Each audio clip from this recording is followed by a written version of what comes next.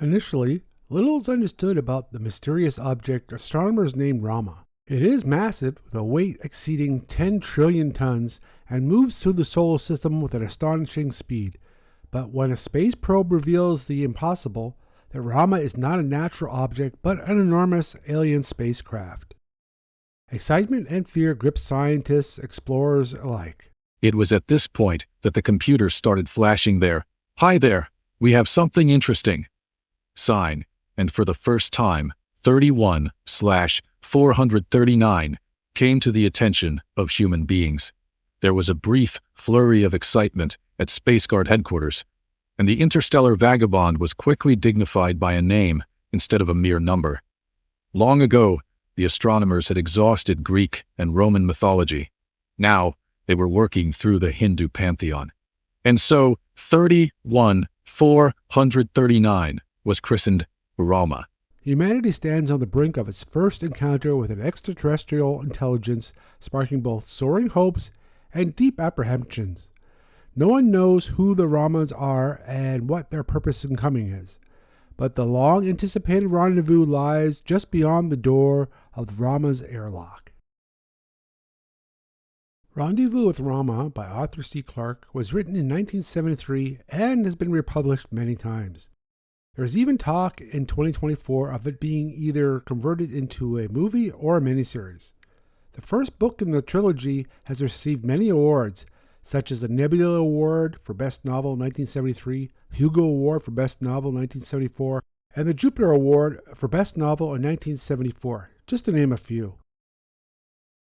With the talk of the near-Earth encounter of Apophis asteroid is coming soon, Rendezvous with Rama could be a poignant series to read. So let's see what the Deep Dive crew has to say about Rendezvous with Rama, and just maybe they'll intrigue you enough to pick up the book. Buckle up.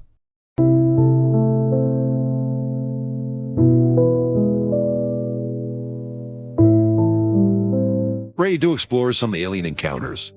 Today we're diving deep into Arthur C. Clarke's Rendezvous with Rama. Seems like you really want to unpack this sci-fi classic, so let's get to it. Rendezvous with Rama isn't just a good book, it's practically a blueprint for great science fiction. Yeah, and the stuff you sent over makes it clear that you want the full picture. Absolutely. So we'll cover the highlights and why it still resonates with readers decades later. Sounds good to me. Let's start right at the beginning. Perfect. Picture this. The year is 2077. And we pick up with this massive object hurtling toward the inner solar system. Okay, I'm already nervous. And that's the hook.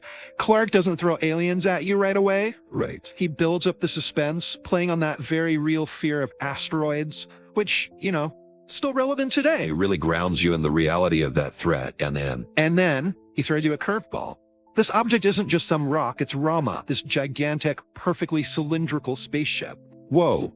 50 kilometers long, 20 kilometers in diameter. Forget flying saucers. This is a whole alien megacity. Exactly, and you're immediately hit with the sheer scale of it. Like, how does something that massive even move? For real. But that's where the hard sci-fi comes in. Clarke doesn't just tell you it's amazing, he shows you. He lays out the physics behind it, the rotating cylinder, how it creates artificial gravity inside. It's like a physics lesson wrapped in a science fiction thriller. And that's Clarke for you. Now, we've talked about the outside of this thing, but the inside is a whole other ballgame. We meet the crew of the Endeavor, those brave souls tasked with venturing inside Rama. Talk about a one-way ticket. Right. Clarke doesn't disappoint.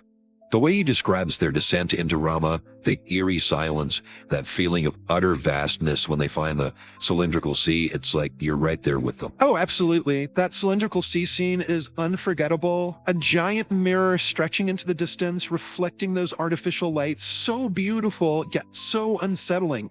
You can't help but think about the minds behind it all. And then there are the Biots.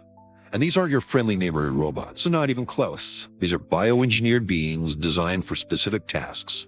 Imagine a giant crab dismantling your vehicle with terrifying efficiency. And that's just one example. The way Clarke describes them, it's both amazing and terrifying, right? But again, he takes it beyond just scary monsters. They're a glimpse into the Raymond's bioengineering skills. You have to wonder what else they're capable of creating. So we've got this awe-inspiring ship, biorobots, But where are the architects? That's the million-dollar question, isn't it? And the stage is set for one heck of an encounter. And that's where the story takes a turn. Things were already pretty tense. Right. But now imagine you've got different factions of humanity reacting to Rama, each with their own agenda. Yet, this isn't just about exploring a ship anymore. It's about what happens when humanity stumbles onto the cosmic doorstep of something completely unknown. And that's what Clarke captures so well, the sheer range of human responses to the unknown. Okay, so who are these different factions? I'm guessing they're not throwing a welcome party for the Ramans. Not quite. You've got the crew of the Endeavor, driven by scientific curiosity, eager to learn everything they can about Rama. Makes sense, they're scientists and explorers, right? Exactly. But then you've got Then you've got the Hermians. the Hermians. Who are they again? The Hermians are humans who have colonized Mercury. Oh, right. And they're a little more, let's say, cautious about Rama. Cautious is one way to put it. More like ready to hit the panic button. Well, they see Rama as a threat, a giant alien weapon aimed at Earth. Can you blame them? I mean, it just showed up out of nowhere. We've all seen enough sci-fi movies to know that's rarely a good sign. That's their thinking, exactly. And they're prepared to do whatever it takes to protect themselves, even if that means destroying Rama. So you've got this incredible opportunity for discovery, but also this looming threat of conflict, both from the unknown and from within humanity itself. It's a recipe for disaster, and Clarke milks that tension for all it's worth. And right in the middle of it all is Commander Norton. The captain of the Endeavor, stuck between a rock and a hard place. He's got orders to investigate Rama, but the Hermians are breathing down his neck, demanding he destroys it. Talk about a no-win situation. The classic dilemma. Sure.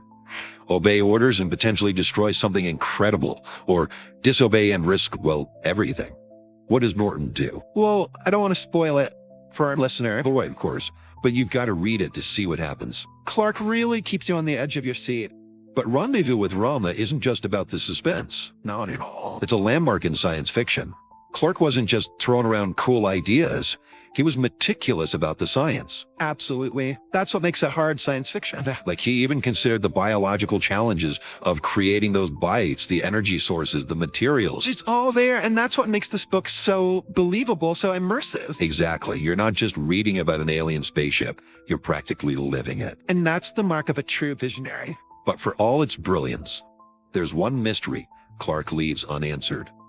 Who are the Ramans, the creators of this incredible vessel? That's the million-dollar question, isn't it? We see their handiwork, this testament to their technology and ambition, but they remain completely unseen. Silent, enigmatic. Wait, it's almost as if Clarke is saying, the universe is full of wonders, and we may never have all the answers. And sometimes that's okay. It's that sense of wonder, that embrace of the unknown, that makes Rendezvous with Rama such a powerful and thought-provoking book. It sticks with you long after you finish the last page. It makes you look up at the stars and wonder, what else is out there? What other mysteries are waiting to be unraveled? And for anyone who loves science fiction, who craves a story that's both intellectually stimulating and emotionally resonant, Rendezvous with Rama is an absolute must-read. It's a journey you won't soon forget. So buckle up, get ready for an unforgettable adventure, and who knows, maybe it'll even inspire you to dream a little bigger. To imagine a future where humanity reaches for the stars. Until next time, happy reading.